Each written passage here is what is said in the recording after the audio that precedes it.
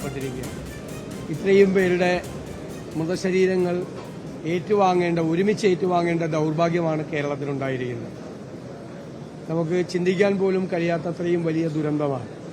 കുടുംബത്തെ പോറ്റുന്നതിന് വേണ്ടിയും മക്കളെ നോക്കുന്നതിന് വേണ്ടിയും ഒക്കെ ജോലിക്കായി വിദേശ രാജ്യങ്ങളിലേക്ക് പോയി കഷ്ടപ്പെട്ട അവർക്കാണ് ഇങ്ങനെ ഒരു ദാരുണമായ ഒരു അന്ത്യം ഉണ്ടായിരിക്കുന്നത്. തീർച്ചയായിട്ടും അവരുടെ കുടുംബങ്ങളുടെ ദുഃഖമെന്ന് പറയുന്നത് വിവരിക്കാൻ കഴിയാത്ത ദുഃഖമാണ്. ആ ദുഃഖത്തിൽ, ആ പ്രയാസത്തിൽ ഞങ്ങൾ എല്ലാവരും പങ്കുചേരുകയാണ്. സംസ്ഥാന സർക്കാരും എയർപോർട്ട് അതോറിറ്റിയും കൊച്ചിൻ എയർപോർട്ടും എല്ലാം ആവശ്യമായ സജ്ജീകരണങ്ങൾ ഇവിടെ ചെയ്തിട്ടുണ്ട്. അവർക്ക് പോകാനുള്ള കൊണ്ടുപോകാനുള്ള ആംബുലൻസുകൾ റെഡിയാക്കിയിട്ടുണ്ട്.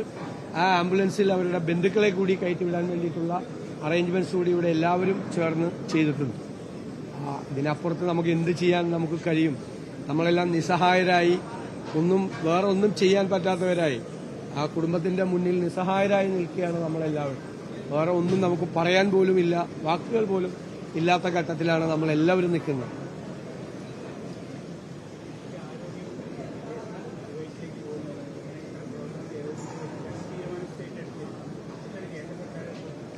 വളരെ ദൗർഭാഗ്യകരമായ സംഭവമാണ്. ആരോഗ്യമന്ത്രിക്ക് ഒരു പൊളിറ്റിക്കൽ ക്ലിയറൻസ് കുവൈറ്റിലേക്ക് പോകുന്നതിന് വേണ്ടി കൊടുക്കാതിരുന്നത്.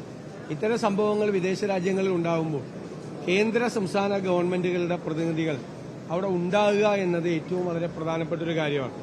കേന്ദ്രത്തിന്റെ പ്രതിനിധികൾ നേരത്തെ പോയി, സംസ്ഥാനത്തിന്റെ പ്രതിനിധി കൂടി ഉണ്ടെങ്കിൽ അവിടെയുള്ള മലയാളി സംഘടനകളെ എല്ലാം ഏകോപിപ്പിച്ചുകൊണ്ട് കുറെ കൂടി കാര്യങ്ങൾ ഭംഗിയായിട്ട് ചെയ്യാൻ കഴിയുമായിരുന്നു.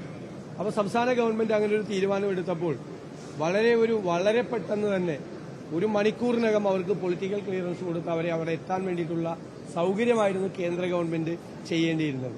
സംസ്ഥാന ആരോഗ്യ മന്ത്രിക്ക് സംസ്ഥാന സർക്കാരിനെ പ്രതിനിധീകരിച്ച് പോകാൻ കഴിയാതിരുന്നത് വളരെ ദൗർഭാഗ്യകരമായ കാര്യമാണ്. കേന്ദ്ര ഗവൺമെന്റിന്റെ ഭാഗത്തു നിന്നൊരു തെറ്റായ ഒരു മെസ്സേജാണ് അത് നൽകുന്നത്. നമുക്ക് അതിനോട് ഒരു കാരണവശാലും യോജിക്കാൻ കഴിയില്ല. ഈ സംസ്ഥാനത്തെ പ്രതിനിധീകരിച്ചാണ് സംസ്ഥാനത്തെ ഒരു മന്ത്രിയെ ഗവൺമെന്റ് വിടാൻ തീരുമാനിച്ചത്. നമ്മളെല്ലാം ഇവിടെ ഇരുന്ന് ഫോണിൽ അവിടെയുള്ള മലയാളി സംഘടനകളായും എംബസിയായിട്ടും അവിടെ നമുക്ക് പരിചയമുള്ള ആളുകളൊക്കെ ഇട്ട് ബന്ധപ്പെടണമെങ്കിൽ അതിലൊക്കെ ഒരു പരിമിതിയുണ്ട്. അവിടെ പോയി നമ്മൾ ഗവൺമെന്റിന്റെ ഒരു റെപ്രസെന്റേറ്റീവ് ഉണ്ടെങ്കിൽ കേന്ദ്ര ഗവൺമെന്റിന്റെ പ്രതിനിധികളെ കൂടി കൂടുതൽ നന്നായി സഹായിക്കാൻ പറ്റുമായിരുന്നു. ഇത്തരം ഘട്ടങ്ങളിൽ ആവശ്യമില്ലാത്ത ഒരു സമീപനമാണ് കേന്ദ്ര ഗവൺമെന്റ് സ്വീകരിച്ചത്. അതിനോട് ഒരു കാരണവശാലും യോജിക്കാൻ ഞങ്ങൾക്ക് കഴിയും.